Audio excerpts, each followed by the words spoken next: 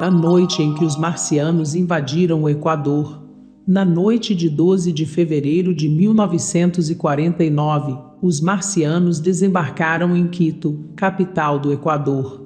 Naquele ano distante, Quito era uma pequena cidade de 250 mil habitantes no alto dos Andes, próxima a um vulcão e cercada por montanhas nevadas, que manteve seu charme colonial espanhol com casas caiadas de branco, ruas estreitas e igrejas magníficas. Na era pré-televisão, as principais fontes de entretenimento eram o cinema e o rádio. A estação favorita era a Rádio Quito, que, além dos programas de música, tinha as novelas de rádio. Em 1949, dois executivos de programação da Rádio Quito, em busca de entretenimento de vanguarda, decidiram transmitir uma versão equatoriana de A Guerra dos Mundos. Quando Orson Welles levou ao ar o programa nos Estados Unidos, em 1938, ele criou pânico generalizado e levou milhares de ouvintes a acreditar que os marcianos invasores espalhavam morte e destruição por Nova Jersey e Nova York. O pânico persistiu, mesmo com anúncios durante a transmissão, de que era apenas uma dramatização da história clássica de H.G. Wells. Mas 11 anos depois, em Quito, a estação de rádio não fez tal anúncio. Um erro grave. Naquela fatídica noite, a maioria das casas em Quito estava sintonizada na estação favorita da cidade. Uma dupla famosa tocou uma música folclórica equatoriana e, no meio da apresentação, um locutor apareceu com notícias urgentes. Ele dizia que discos voadores marcianos haviam pousado em Latacunga, uma cidade a cerca de 40 quilômetros ao sul de Quito. Sem fôlego, ele proclamou que os marcianos com seus raios da morte haviam destruído Latacunga e que as hordas alienígenas estavam agora se dirigindo para Quito.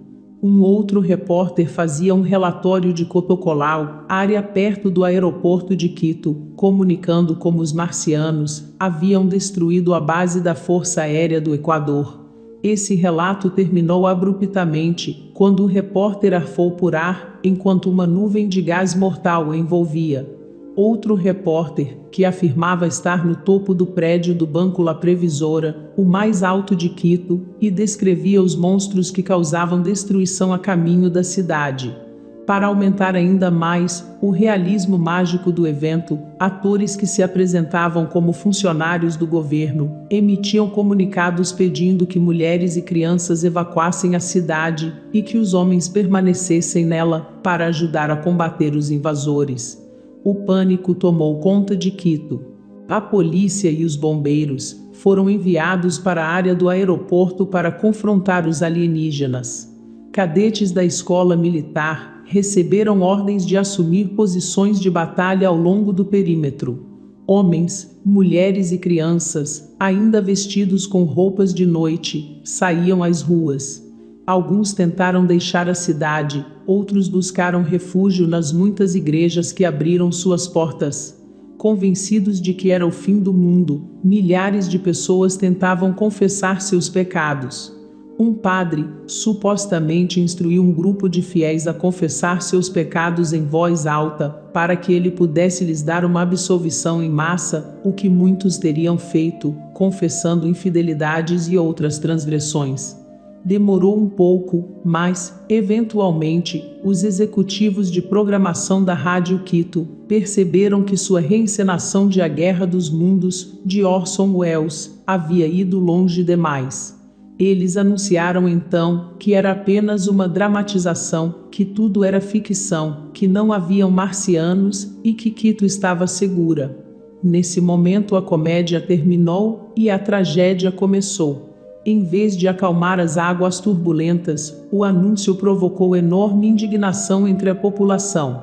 Uma multidão marchou em direção ao prédio, que abrigava a Rádio Quito, e o principal jornal de Quito, El Comércio. Eles jogaram pedras, e alguns trouxeram gasolina e incendiaram o prédio.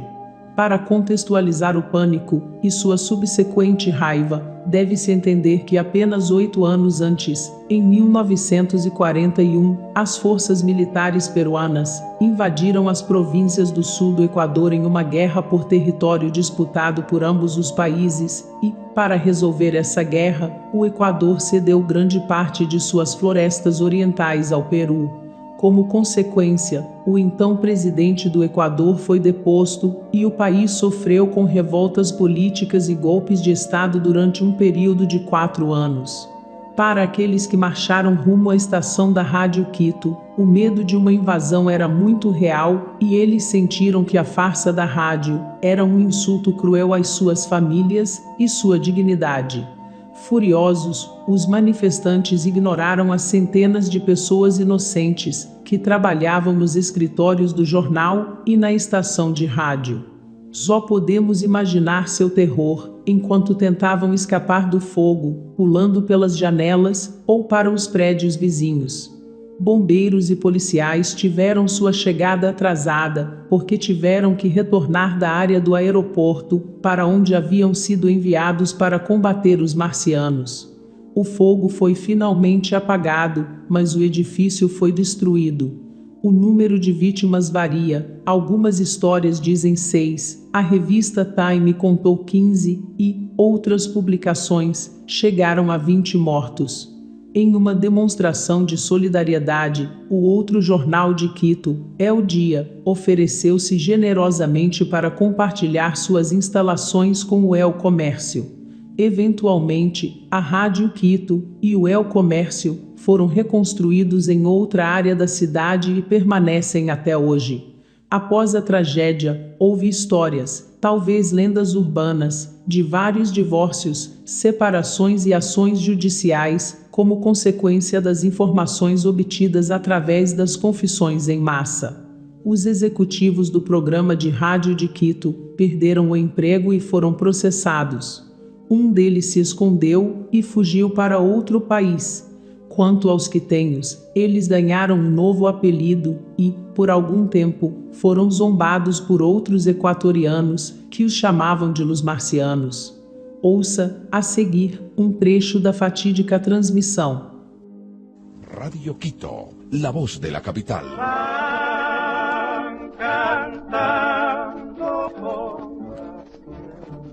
Silencio que está dormida.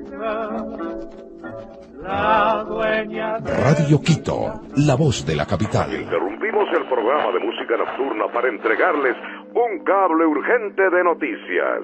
Según un informe de nuestros reporteros, una inmensa bola de humo y fuego ha descendido sobre la ciudad de Latacunga. Los ciudadanos, muy confundidos, han visto con asombro cómo al disiparse la nube, dejaban ver unos grandes discos plateados con brillantes luces. La voz de la capital. Su actitud es hostil. Un potente rayo procedente de estas extrañas naves está destruyendo la ciudad. Esto es inaudito. La gente corre por las calles. No puede escapar. Radio escuchas. La ciudad de Latacunga ha sido destruida por los extraterrestres. En forma de una nube se dirige a Quito. Repito, se dirige a la ciudad de Quito. Pedimos a la ciudadanía que esté alerta y atenta a un nuevo comunicado oficial. En este momento nos estamos comunicando con altos funcionarios del gobierno y la milicia. Última hora. Tenemos un informe de la base aérea Mariscal Sucre.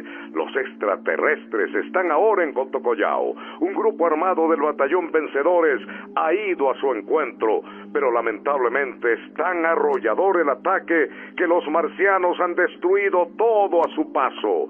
Hay muchos muertos y heridos. La base aérea Mariscal Sucre ha sido tomada por el enemigo. Está siendo destruida. Están exterminándolo todo. Ciudadanos, como ministro de Defensa, pido a los ciudadanos de Quito mantener la calma.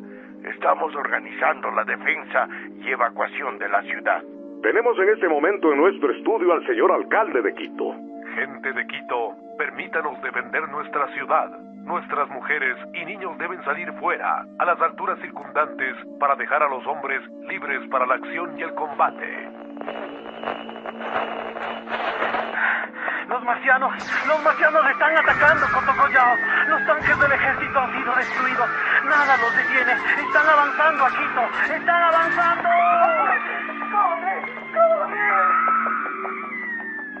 Nos comunican de graves disturbios en las calles de Radio Quito Quito, la debido voz a de esta la capital. transmisión radiofónica. Anunciamos a toda la ciudadanía que no existe ninguna invasión marciana. Lo que están escuchando es una radionovela de Radio Quito totalmente de ficción. Mantengan la calma, es tan solo una radionovela.